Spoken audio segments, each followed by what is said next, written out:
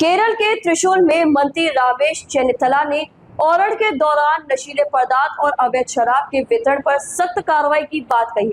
उन्होंने बताया कि ड्रग्स और अवैध शराब की तस्करी रोकने के लिए चलाया जा रहा ऑपरेशन तूफान 75 दिन पूरे हो चुका है।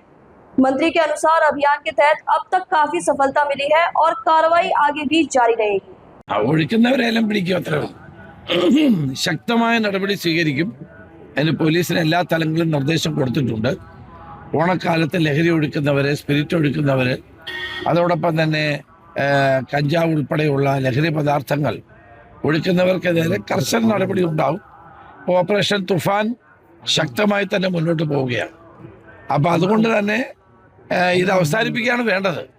ഓണക്കാലത്ത് മദ്യം ഒഴുക്കാനല്ലോ വേണ്ടേ, അല്ലെങ്കിൽ ഓണക്കാലത്ത് മയക്കുമരുന്ന് ഉപയോഗിക്കാനല്ലോ വേണ്ടത്. അപ്പം അതിനെതിരെ ശക്തമായ നടപടി ഉണ്ടാകും.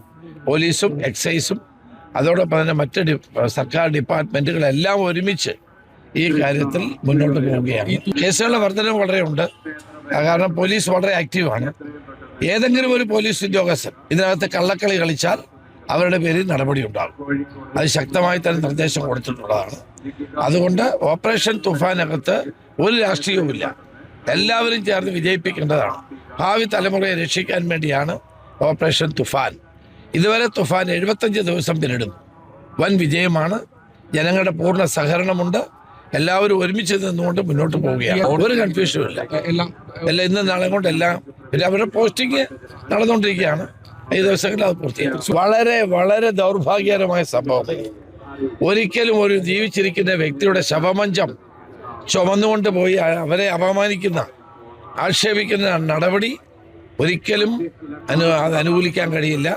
ചെയ്തവർക്കെതിരെ കർശന നടപടി ഉണ്ടാകും, ഒരു സംശയവും. ഇതൊന്നും ഒരു പരിഷ്കൃത സമൂഹത്തിൽ ചേർന്നതല്ല. ഒരു വൈസ് ചാൻസലറെ, ജീവിച്ചിരിക്കുന്ന വൈസ് ചാൻസലറുടെ പേരിൽ ശവമഞ്ചം ഒരുക്കുക, ഇത് ഏത് പ്രാകൃതമായ സമര ആഭാസമാണ്? ഇതിനെ എങ്ങനെ അംഗീകരിക്കാൻ കഴിയും?